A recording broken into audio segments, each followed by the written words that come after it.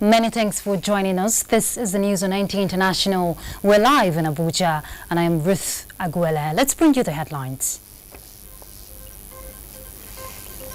Fourth Federal Executive Council in the year examines ministers' stewardship in the last 100 days. Key players in the education sector advocate expansion of proposed bill prohibiting sexual harassment of students of tertiary institutions. And World Health Organization sends coronavirus test kits to Africa after first case was confirmed in Egypt.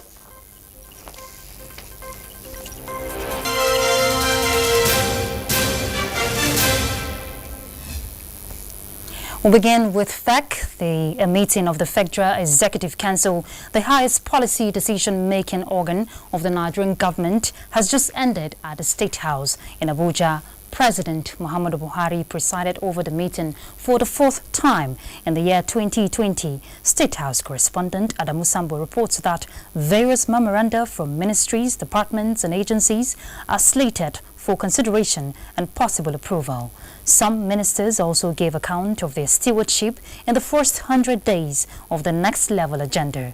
Vice President Professor Yemi Oshibajo and other members of the council were also in attendance. We'll bring you details of that in our subsequent bulletin. And President Muhammadu Buhari has approved the enlargement of the Interim Management Committee of the Niger Delta Development Commission from 3 to 5. The 5 members of the committee are now Professor Keme Bradikumo Daniel Ponde, who is the acting managing director replacing Barrister Joy Nunwe, Dr. Cairo Odrogbo, acting executive director projects, Mr. Ibanga Basietang, acting executive director finance and administration.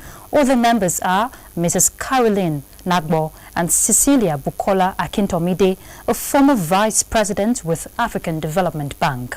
Special advisor to the president, media and publicity, Femi Adesina, said Professor K.D. Ponde, the new acting managing director, is a professor of medicine at the Niger Delta University and former provost, College of Health Sciences of the institution. President Buhari had earlier approved that the Interim Management Committee would be in place till the forensic audit of the NDDC was concluded. Let's look at security. Nigeria is said to be among countries most affected by proliferation of small and light weapons in Africa. This was highlighted when a delegation from the African Union Economic, Social and Cultural Council visited the Nigerian Army headquarters in Abuja, led by Dr. Tunji John Asaulu. Briefing the team, the Chief of Army Staff, Lieutenant General Tuku Buratai, notes that the Nigerian Army has a national database for small and light weapons, which is critical to monitoring and verifying of lost and recovered arms in the country. This is also in line with the African Union desire to silence the gun in the nearest future, to pave way for the much-needed socio-economic development in the African continent. A number of international and national legal and institutional frameworks towards achieving the goals of the African Union Master Plan on steps to silence the guns. We are also working on the National Weapon Marking Program as one of those schemes by the federal government to ensure that we properly mark all the weapons to be able to be tracked appropriately. Economic, Social and Cultural Council promised to support the Nigerian Army in the area of research and documentation.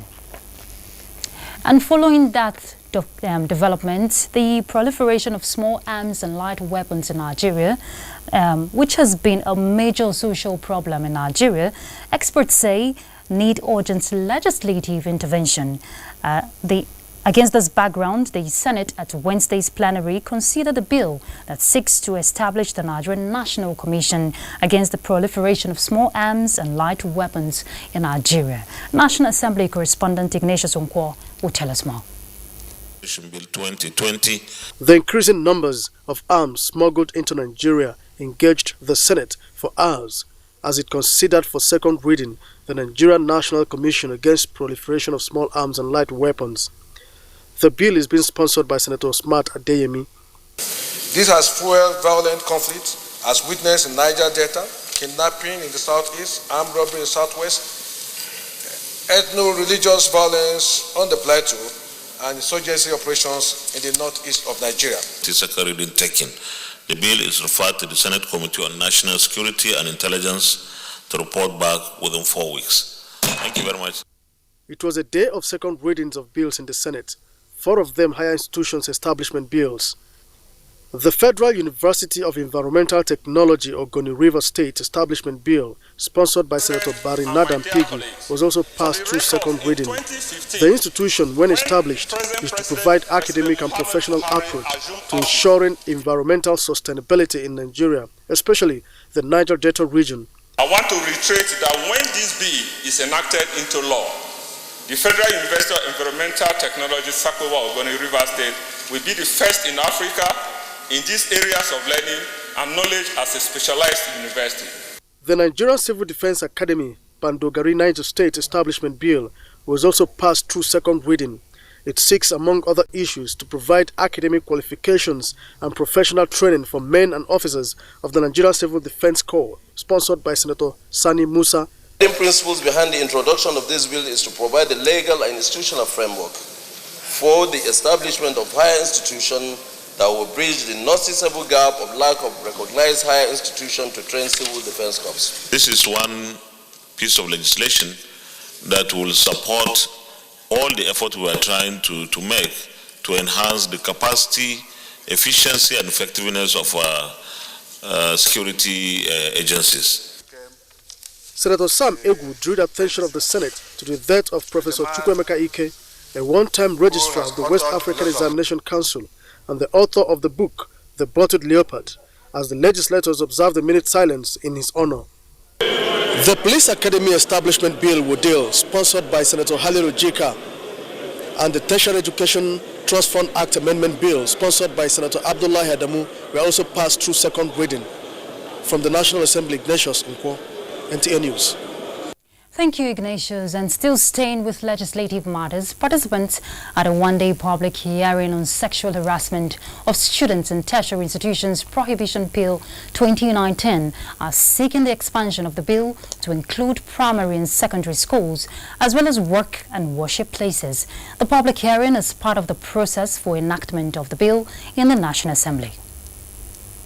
The issue of sexual harassment has remained on the front burner in tertiary institutions across the country, prompting the Deputy President of the Senate's motion on the matter, which was subsequently referred to the Senate Committee on Judiciary, Human Rights and Legal Matters after passing the second reading. Now a public hearing on the matter was held where human rights groups, religious bodies, the civil society organizations, students and members of the academia, among others, had the opportunity to make inputs. The submissions were unanimous that the bill is coming at the right time, noting that it should not be restricted to tertiary institutions, but also seek to protect Nigerians in every sector. Then, sexual harassment of students by educators have reached epidemics in Nigeria, and that is one of the reasons why we support it. When students lock up lecturers, and they say, well, we have nothing to hear. If you don't review our scores, we will release it to the public. What have the students done?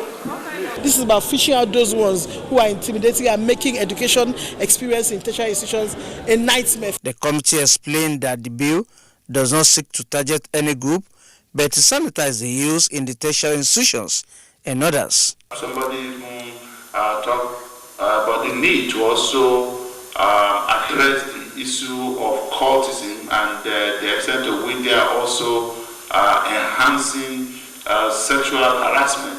Our interest is to build a society where all will be free of intimidation and harassment. Similar stakeholders at the Senate Committee on Health during the public hearing on the bill to repeal the National Health Insurance Scheme stress accountability, regulatory framework, and adequate funding for the health sector to be able to bring about the desired health care services to all Nigerians. It is hoped that the proposed law will assist in our renewed drive towards the attainment of the universal health coverage. We work and strive to produce an act which assures health care for all, but will protect the poor and the vulnerable. The committee, however, resolved to reconvene in 2 weeks' time for more input on the bill for an act to establish the National Commission for Mental Health and Substance Abuse Services for effective management of mental health. Let's look at other issues. With a mission to promote accountability, inclusiveness and transparency in governance, Open Government Partnership was inaugurated in 2011 and adopted by 46 countries, now 10 years after. Onenge Fineface looks at the progress made by civil society organizations in Nigeria as champions of a people-centered government, as chronicled by African Center for Leadership, Strategy and Development. Actualizing open governance in Nigeria requires input from citizens who have knowledge of their roles and capacity to hold governments at all levels accountable. In only 10 years of its existence, African Center for Leadership, Strategy and Development has been instrumental to achieving this goal by influencing more states in Nigeria to sign up for the Open Government Partnership. To make governance more inclusive in the country, the organization mobilized and built the capacity of 134 civil society organizations, as well as made provisions to support ministries, departments, and agencies of government. Center's work influenced the development of a framework that is currently supporting the anti-corruption fight. The LSD anti-corruption work is programmed around promoting transparency, accountability, citizens' engagement and service delivery at the national, subnational and local government levels. This is only one of several means the center has adopted to make life easy while pursuing social, environmental, political and economic development for Nigeria. The center's leadership program is basically to promote leader development in terms of expanding the capacity of individuals for effective leadership roles and processes. At the moment, strategic plans are being formulated by the center to provide issue-specific solutions to challenges confronting the nation. In Abuja, Onengiye Fineface, NTA News. And on promoting service delivery, medium and long-term approach that could facilitate a revamp of Nigeria's healthcare system were brought to the fore as Savicom presents evaluation report of 14 federal medical centers. Ngozi Silva Technical reports that the event stirred up emotions with a view to improving service delivery in the sector. Did not have dialysis machine and they did not refer that patient. I had to rush from Abuja. At night, I went and picked my eldest uncle to American. Eventually, sir, after 2 rounds of dialysis, that patient gave up. I wanted to put a petition to the minister against that hospital. We have looked into some of the challenges that arose at that point in time. That emotional narrative and subsequent apology trailed the evaluation report of some of the medical centers whose weaknesses and strengths were highlighted by the Savicom National Coordinator, Nena Akajemeli. The core aim, she explains, is to ensure improved customer satisfaction and accountability in the nation's health institutions. For us, standards and service charters are promises that must be kept. Permanent Secretary, Federal Ministry of Health, Abdulaziz Mashi, described the report as a real eye-opener, which will be studied critically to overhaul the medical centers. The recommendations contained in the report are expected to address issues of migration of trained health personnel, lack of equipment, and inadequate infrastructure in federal medical centers across Nigeria. Ngozi Silva, Technical, NTA News. And a look at transportation here. There is a new spectrum of excitement along the Lagos-Ibadan rail corridor as the freight train ride along the axis is not only fast-tracking mobility but giving an insight into the federal government's determination to connect cities in the quest to spur development. Michael Olale reports that from all indications, all challenges ranging from movement of equipment to site to removal of structures inhibiting the port from being accessed by the rail are being precisely addressed. With the level of work done, Ibadan is just a stone throw, and travelers like Yekini Oyebami did not only demonstrate their preference for the rail system, but believe the achievement recorded so far in the rail sector is commendable. What the federal government led by President Muhammadu Buhari is doing, if we are having this kind of this opportunity right from years ago, Nigeria will have moved more faster than what we are having today. There was no distraction and it was peaceful. If you want to rest your back, you can rest your back and straight your legs. You can see the modernization. You can see a lot of comfort that abounds on board. As the clock ticks, bringing closer the date of delivery of the Lagos-Ibadan rail line, the contractor handling the project is not just intensifying efforts, but devising new ways of overcoming obstacles. The ever-busy Lagos traffic is one of such obstacles. This is, however, being addressed as the rail line is now serving the mobility purpose for construction materials. As the challenges are being surmounted, new ones are emerging, with the removal of structures along the Apapa corridor inhibiting access to the seaports. We have already entered the port to do some works. We went there last time. You can see it's only excavation we did for like around 200 meters. We have already laid the tracks, completed the tracks there. From records, more than 1,000 passengers have so far benefited from the free train ride between December 2019 and now. The prospect that the rail system will offer an escape route from the ever-busy Lagos road increase the belief that railway remains the transportation of this millennium. In Lagos, Michael Olale, NT News. We'll pause for some messages now. We'll be back shortly, so stay tuned. NTAI has gone mobile. Catch your favorite programs anywhere in the world by going to Play Store on Android and App Store on iOS. Search for Vision TV UK, download and install. Then you're good to go.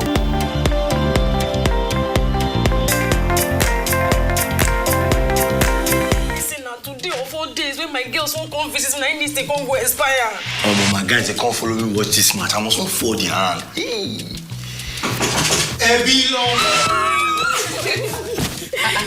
Babe, what's happening now? Sorry to disappoint you, but my subscription don't expire. The match is not on my GoTV package. Now your holla be that. I beg, give me your phone. Make I show you how you go take do it for my GoTV app for your phone. Life is so much easier with my GoTV app. Make payments, clear error messages, change your package. You can also check your due dates and keep abreast of your payment history.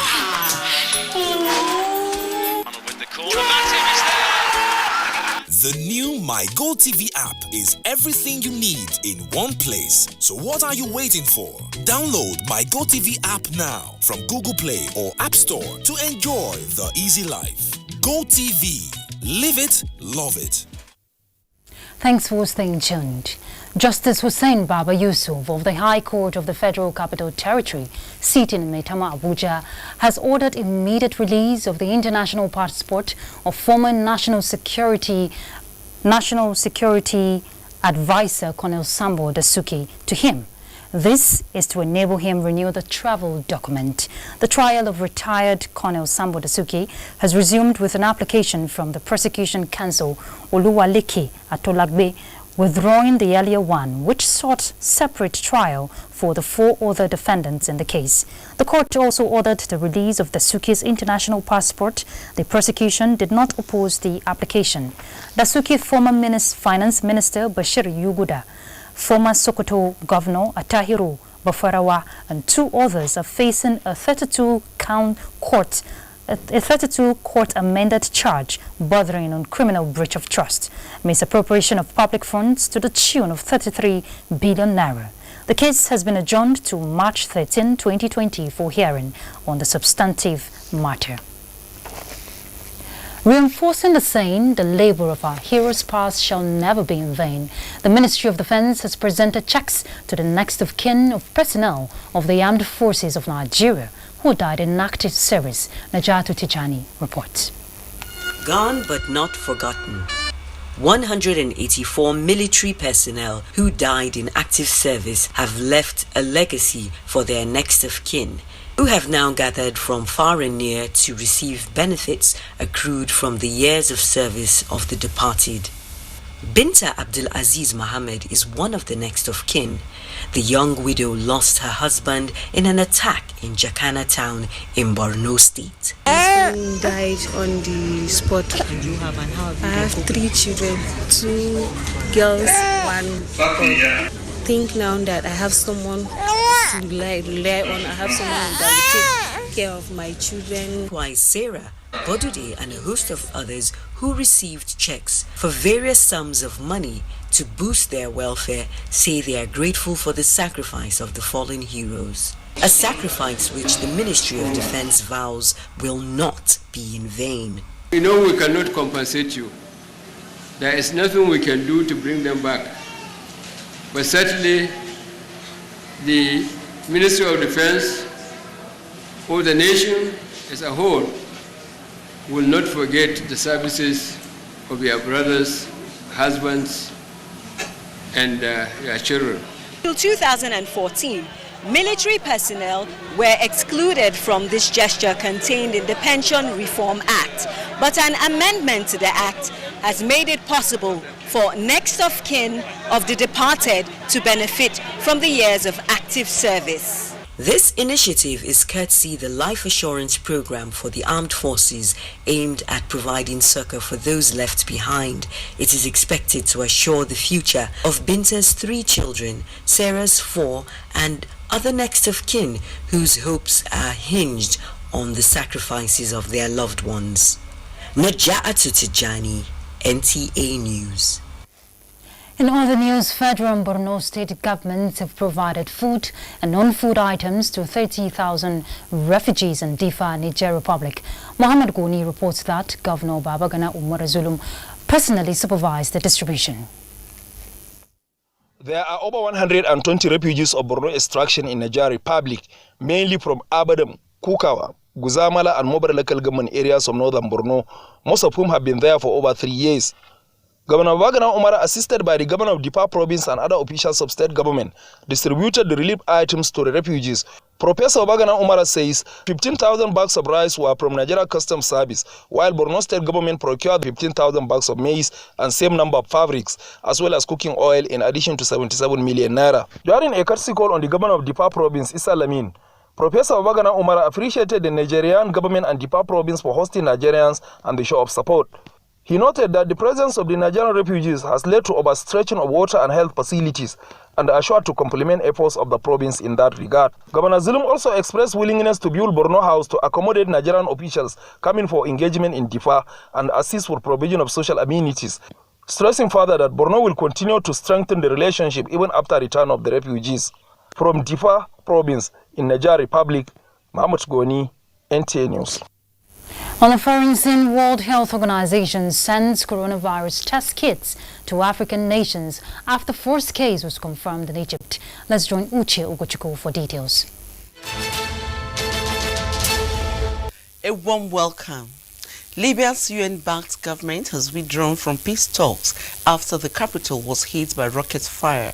It said the port was one of the targets struck by forces loyal to General Khalifa Haftar, prompting the evacuation of fuel tankers. The city has been under siege for almost a year and relies heavily on shipping to feed its population. Top negotiations to broker a lasting ceasefire between the two sides in the civil war have faltered several times. German Chancellor Angela Merkel affirmed that she would not interfere in the search for the next leader of a Christian Democrats Union after the incumbent Annegret Kramp-Karrenbauer said she would step down. Last week, Kramp-Karrenbauer said she would give up the party chair as well as her ambition of running for Chancellor, as she believed one person should do both.